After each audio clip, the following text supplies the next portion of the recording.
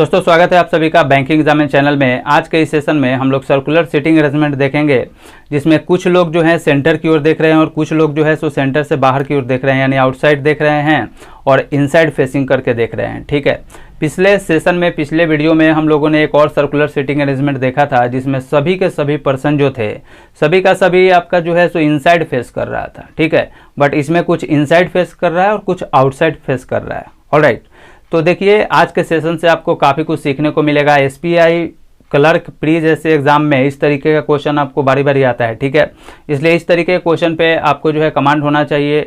Hard बिल्कुल नहीं होता है, थोड़ा सा प्रैक्टिस की ज़रूरत है, थोड़ा सा आपका अप्रोच सही रहेगा तो बहुत जल्दी आप बना सकते हैं। ठीक है, वैसे देखिए कोई भी मास्टर नहीं होता है इस चीज़ में। जितना प्रैक्टिस करेगा उसको उतना ज़्यादा समझ में आएगा, उतना जल्दी वो बना पाएगा, उसका स्पीड बनेगा, एक्यूरेसी बढ़ेगा। ठीक है, बाकी इसमें कुछ भी ऐसा कोई जीनियस नहीं है जो कि पहले से ही सीखा हुआ होता है। ठीक है, तो अगर आप बिगिनर हैं तो बिल्कुल आप इस वीडियो को शुरू से लास्ट तक देखिए। अगर आप पहले से बना रहे हैं फिर भी आप देखिए, क्योंकि आपको भी जो है इसमें काफ़ी कंसेप्ट और ट्रिक देखने को मिलेगा। ठीक है, तो आइए इस सेशन को हम लोग स्टार्ट करते हैं। देखिए क्वेश्चन आपके स्क्रीन पे दिख रहा होगा, आप मेरे साथ साथ पढ़ेंगे और उसको समझेंगे। ठीक है, तो देखिए क्वेश्चन में दिया हुआ है कि P Q R S T U V and W are sitting around a circular table. ठीक है, यानी 8 लोग आपको दिए हुए हैं, सभी का सभी जो है आपका एक सर्कुलर टेबल है उसके चारों तरफ बैठे हुए हैं। ठीक है, आगे आपको दिया हुआ है कि 2 of them are facing outward and the rest are facing centre but not necessarily in the same order. ठीक है, यानी यहाँ पे आपको क्लियरली दिया हुआ है कि सिर्फ और सिर्फ यहाँ जो 8 पर्सन जो दिया हुआ है उसमें से सिर्फ और सिर्फ 2 ही ऐसा पर्सन है जिसका फेस जो है सो आउटवर्ड दिया हुआ है। बाकी 6 का 6 जो है आपका, यानी जो रेस्ट जो फेस कर रहा है वो जो है आपका सेंटर की ओर फेस कर रहा है। ठीक है, यानी 2 आउटवर्ड फेस कर रहा है, बाकी का 6 जो है सो इनवर्ड फेस कर रहा है। ऐसा आपको इन्फॉर्मेशन में दिया हुआ है, यानी कुछ हिडन आपको दिया हुआ रहता है, पूरा क्लियरली मेंशन नहीं रहेगा, बट हिडन वाले में भी जो है आपको कंफर्म क्लू दिया हुआ रहता है। ठीक है, तो इंस्ट्रक्शन में आप बिल्कुल ज़्यादा टाइम नहीं लेंगे, क्विकली पढ़ेंगे, आपका प्रैक्टिस हो जाएगा तो आप क्विकली पढ़ेंगे और आपके माइंड में पूरे अच्छी तरीके से समझ में आ जाएगा। ठीक है, ये सिर्फ और सिर्फ आपको प्रैक्टिस से ही आएगा कि आप पढ़ेंगे आपके माइंड में तुरंत हो जाएगा, क्योंकि इस तरीके का क्वेश्चन जब आप कुछ क्वेश्चन बना लेंगे, 5-6 क्वेश्चन बना लेंगे इस पे बेस्ड, तो ये आपके माइंड में अच्छे तरीके से सेटअप हो जाएगा। आप जैसे पढ़ेंगे आपके माइंड में आ जाएगा कि क्वेश्चन में इंस्ट्रक्शन में क्या दिया हुआ है। ठीक है, इसके बाद से जो है आपका जो है यहाँ से जो इन्फॉर्मेशन स्टार्ट हो रहा है, मेनली आपको यहाँ से ज़्यादा फोकस करना है, क्योंकि सारा का सारा क्लू यहाँ पे आपको दिया हुआ है, सारा का सारा इन्फॉर्मेशन आपको यहाँ से स्टार्ट होता है। ठीक है, तो आइए अब हम लोग यहाँ से पढ़ते हैं। देखिए आपको क्या दिया हुआ है कि R is second to the right of Q. ठीक है, एंड फेसेस आउटवर्ड। ठीक है, यानी आर जो है क्यू के राइट में सेकेंड है एंड फेसेस आउटवर्ड, यानी आर जो फेस कर रहा है वो जो है आपका आउटवर्ड फेस कर रहा है। ठीक है, तो आइए अब हम लोग जो है अब इसका हम लोग डायग्राम बना लेते हैं। हम लोगों को 8 लोगों को बैठाना है। ठीक है, जिसमें से कुछ आपका सेंटर की ओर देख रहा है, कुछ जो है आपका आउटवर्ड देख रहा है।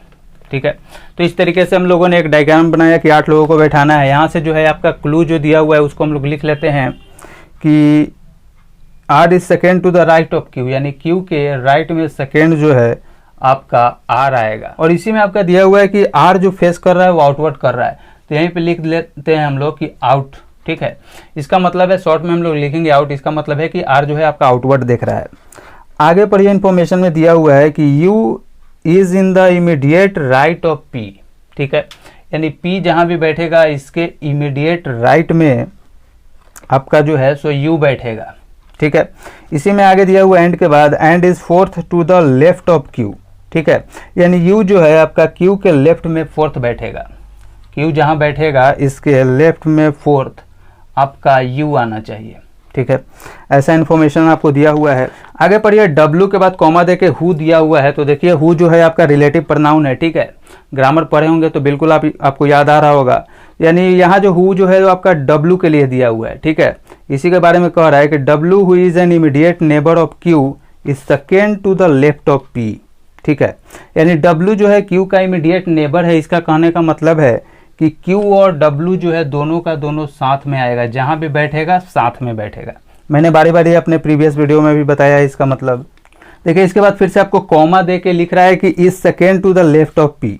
ठीक है, इसका कॉमा के बाद जो आपको दिया हुआ है ये जो है आपका W के लिए बोला जा रहा है, ठीक है। ऐसा ना समझेंगे कि आपका Q के लिए दिया हुआ है, ठीक है। तो यहाँ पे लिख रहा है कि is second to the left of P, यानी P के लेफ्ट में सेकेंड जो है आपका W बैठेगा। P जहाँ भी बैठेगा इसके लेफ्ट में सेकेंड आपका W बैठना चाहिए, ऐसा इन्फॉर्मेशन आपको दिया हुआ है। अब आगे पढ़िए, देखिए क्या दिया है कि V is third to the left of T, यानी T जहाँ भी बैठेगा T के लेफ्ट में थर्ड जो है आपका V आना चाहिए। ऑलराइट, आगे आपका है कि S is the immediate neighbour of Q and R।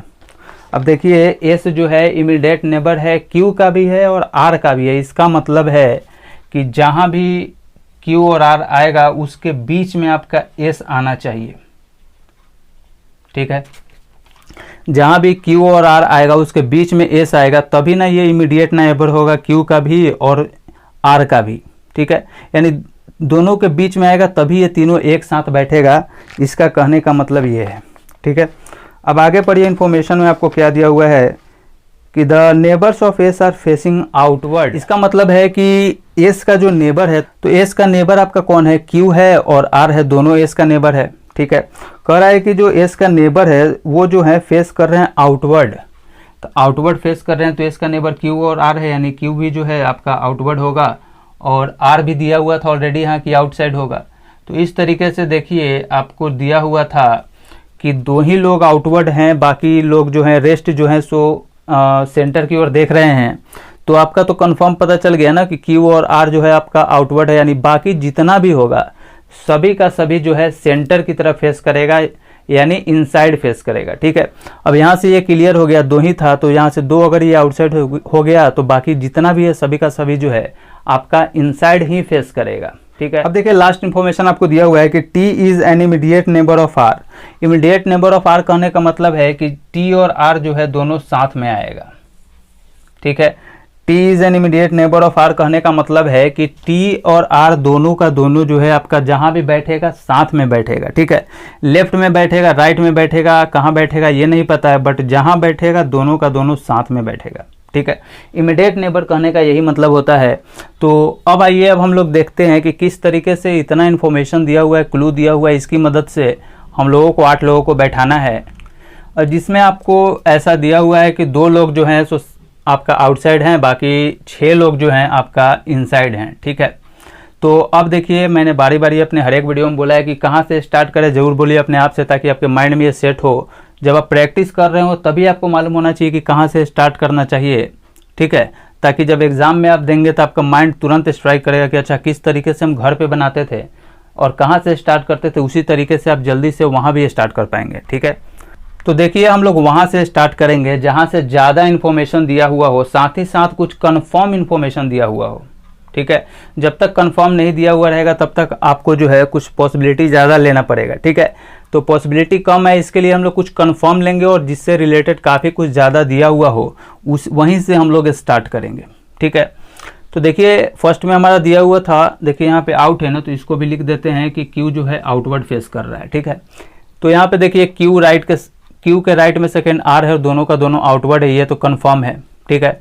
फिर यही Q से रिलेटेड देखिए आपको यहाँ पे दिया हुआ है कि Q के लेफ्ट में 4U आएगा, फिर यही Q के बगल में W बैठेगा, और देखिए Q और R के बीच में S बैठेगा, और R भी कितनी बार आया है, और यही R से रिलेटेड T है, T से रिलेटेड V है, ठीक है, और यही Q से रिलेटेड W था और इसी W से रिलेटेड आपका P है। यानी अगर आप यहाँ से स्टार्ट करते हैं तो काफ़ी कुछ आपको एक अरेंज वे में देखने को मिलेगा, ठीक है। तो हम लोग यहाँ से स्टार्ट करते हैं, कहीं भी आप बैठाइएगा कोई प्रॉब्लम नहीं है, आप यहाँ से भी स्टार्ट कर सकते हैं, यहाँ से भी कहीं से भी आप स्टार्ट कीजिए, कोई प्रॉब्लम नहीं है, बिल्कुल आपका सही आंसर आएगा, ठीक है। तो हम लोग मान लेते हैं कि Q जो है हमारा यहाँ है, ठीक है, और Q आउटवर्ड फेस कर रहा है, तो इसको हम लोग आउटसाइड बना देते हैं, ठीक है। Q के राइट में सेकेंड R आना चाहिए और आउटवर्ड देखना चाहिए। तो जब ये आउटवर्ड देख रहा है तो इसका राइट इस तरीके से होगा, इधर राइट होगा और इधर जो है इसका लेफ्ट होगा, ठीक है। तो Q के राइट में सेकेंड R आना चाहिए, तो Q यहाँ है, इसके राइट में सेकेंड, फर्स्ट सेकेंड, यानी आपका R यहाँ आना चाहिए, ठीक है।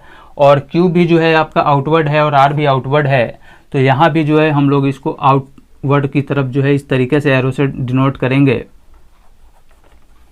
ठीक है। तो यहाँ तक हमारा हो गया। अब देखिए इसका काम हो गया। अब थोड़ा आप ध्यान दीजिए कि इसी क्लू में हमने देखा था कि ये तीनों साथ में आना चाहिए, ठीक है, क्योंकि एस जो है आपका क्यू का इमीडिएट नेबर है और आर का भी इमीडिएट नेबर है। तो क्यू यहाँ है और आर यहाँ है और दोनों के बीच में आपका एस आना चाहिए। तो ऑब्वियस सी बात है कि आपका एस यहीं आएगा, ठीक है। और जबकि आपको पता चल चुका है कि सिर्फ 2 ही लोग जो हैं आपके, यहाँ पे मैं लिख देता हूँ कि सिर्फ 2 ही लोग जो हैं आपका आउटवर्ड फेस कर रहे हैं और 6 लोग जो है इनसाइड फेस कर रहे हैं, ठीक है। तो जब 2 आपका आउटवर्ड दिया हुआ है, बाकी सब का सब इनसाइड हो जाएगा और मालूम चल गया आपको कि आउटवर्ड कौन कौन दिख रहा है आपका क्यू और आर। इसका कहने का मतलब है कि अब जितना भी होगा सभी का सभी जो है आपका इनसाइड फेस करेगा, ठीक है। तो यहीं से ये कंफर्म हो जाता है कि सभी का सभी इनसाइड फेस करता है। तो हमने क्यू और आर के बीच में एस को यहाँ बैठा दिया, इसका भी काम हमारा हो गया, ठीक है। अब इसी के बगल में देखिए आपका लिखा हुआ था कि टी और आर जब भी आएगा साथ में आएगा। तो आर आपका यहाँ ऑलरेडी बैठ गया है और आर के साथ इमीडिएट नेबर बैठने का मतलब है कि या तो यहाँ बैठता या तो यहाँ बैठता, तभी दोनों साथ साथ हो पाता, ठीक है। बट यहाँ पे देखिए एस ऑलरेडी बैठ चुका है, यानी 100% कन्फर्म है कि आपका टी यहीं बैठेगा, तभी जाके टी के इमीडिएट नेबर में आर होगा, या फिर दोनों दूसरे तरीके से बोलिए तो दोनों साथ साथ बैठेगा, ठीक है। तो यहाँ हो गया, इसका काम हो गया हमारा। अब यहाँ पे एक बात और देखिए कि Q के बगल में W साथ साथ बैठना चाहिए, यहाँ पे आपको दिया हुआ था। तो Q यहाँ है और दोनों साथ साथ आना चाहिए क्योंकि इमीडिएट नेबर था। तो आपका Q अगर यहाँ है तो W यहाँ बैठ जाएगा, इसका भी काम आपका हो गया, ठीक है। अब देखिए आपका दिया हुआ था कि Q के लेफ्ट में फोर्थ जो है आपका U आना चाहिए, ठीक है। तो Q यहाँ है, आउटवर्ड देख रहा है, तो इसका लेफ्ट इस साइड होगा, इसके लेफ्ट में फोर्थ में U बैठना चाहिए। तो फर्स्ट, सेकेंड, थर्ड और आपका फोर्थ नंबर यहाँ आएगा, ठीक है। तो जैसे आपने इस क्लू का यूज किया, आप यहीं पे देख रहे हैं कि P के इमीडिएट राइट में U होना चाहिए, ठीक है। तो आइए अब हम लोग इस क्लू को भी बैठा के देखते हैं। यहाँ तक हमारा हो गया, तो P के इमीडिएट राइट में U होना चाहिए। तो U यहाँ है और ये इनसाइड सभी का सभी देख रहा है, तो P यहाँ होगा, तभी तो इसके इमीडिएट राइट में U बैठेगा ना। तो U यहाँ था तो आपका P 100% यहाँ बैठ गया, ठीक है। अब देखिए P के लेफ्ट में सेकेंड W होना चाहिए। तो P अगर यहाँ बैठता है और ये इनसाइड देख रहा है तो इसके लेफ्ट में फर्स्ट सेकेंड W यहाँ बैठ रहा है, यानी इस क्लू का भी हमारा काम हो गया है, ठीक है। हमने ऑलमोस्ट सभी का यूज कर लिया। लास्ट में हमारा बचता है कि T के लेफ्ट में थर्ड भी होना चाहिए। तो अब देखिए इस क्लू का भी आपको ज़रूरत नहीं था, सभी का सभी सातों बैठ गया है, एक ही पैलेस तो खाली है ना। तो एक ही पैलेस खाली है तो ऑब्वियस सी बात है कि यहाँ तो जब भी बैठेगा भी ही बैठेगा, बाकी सभी जगह तो बैठ चुका है। अब देखिए यहाँ पे दिया हुआ था कि टी के लेफ्ट में थर्ड भी होना चाहिए, तो बिल्कुल है, टी जो है आपका इनसाइड फेस कर रहा है, इसका लेफ्ट साइड में देखिए फर्स्ट सेकेंड थर्ड पे आपका भी बैठ रहा है, यानी ये जो आपका सीटिंग अरेंजमेंट है ये बिल्कुल आपका सही है। तो देखिए कितनी आसानी से ये बन गया। अगर आप सही अप्रोच लगाएंगे तो बहुत जल्दी बन जाएगा आपका क्वेश्चन, ज़्यादा टाइम नहीं लगेगा। मैं बस ये बोलूँगा कि इस पर आप खूब सारा प्रैक्टिस कर लें। अगर जितना ज़्यादा क्वेश्चन प्रैक्टिस करेंगे सेम पैटर्न पे, उतना ही ज़्यादा आपको कमांड आएगा, आपका कॉन्फिडेंस बढ़ेगा, ठीक है। तो आई होप आपको ये जो आपका सीटिंग अरेंजमेंट था ये आपको अच्छे से समझ में आ गया होगा। मैंने अपने तरीके से पूरा एफर्ट लगाया कि आपको 100% समझा दूँ, ठीक है। बट अगर इसके बावजूद भी कोई भी कन्फ्यूज़न है तो आप बिल्कुल कमेंट कर सकते हैं, ठीक है। इससे पहले भी मैंने बहुत सारा इसी पैटर्न पे क्वेश्चन बता रखा है, कुछ हाई लेवल का भी मैंने SBI PO के टाइम पे भी बताया था। तो अगर आप चाहें तो वहाँ से भी आप देख सकते हैं, वहाँ से भी कुछ आपको सीखने को मिलेगा, ठीक है। तो चलिए मिलूंगा आपसे नेक्स्ट वीडियो में, तब तक आप सभी का बहुत बहुत धन्यवाद। Thank you so much. जय हिंद।